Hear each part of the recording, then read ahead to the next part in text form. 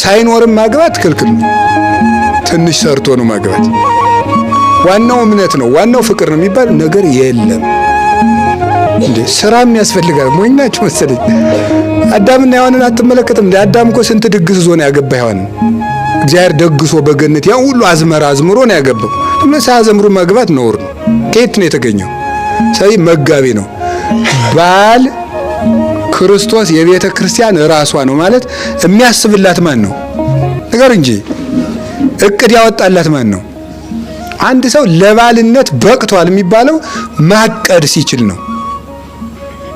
እንዴት ነው ይሄን እንዴት አናርገው ትላለህ አንተዬ ስትለው እንጃ የሚል ከሆነ ይጅል እንዴ እንጃ ትላለህ እንዴ? የሰው ባል ሆነ ሲያበቃ መጀመሪያ ማሰብ ሳትችል ለምን ታገባለህ? ማሰብ እንግዲህ ይሄን የምትሰሙ ሴቶች ደግሞ ባሎቻችሁን እንዳትወቅሱ።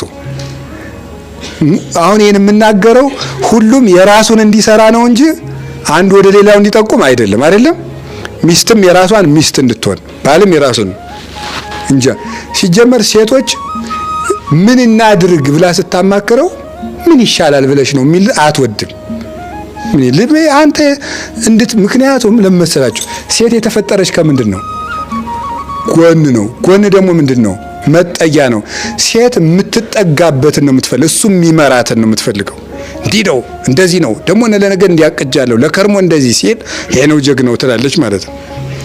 ክርስቶስ ለቤተ ክርስቲያን ንድፍ አውጥቶላታል አይደለም እንዴ? አቅዶላታል።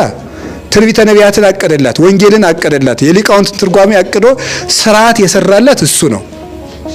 ምንድነው ዘይሁ መራ ለቤተ ክርስቲያን አይደለ? ዘተቀላላት ምዕራፈ ስብሐት ሃይማኖት የምስጋና ማረፊያ ላደረጋት ለቅድስት ቤተ ክርስቲያን ቅን መሪ የሚሰጣት እሱ ነው።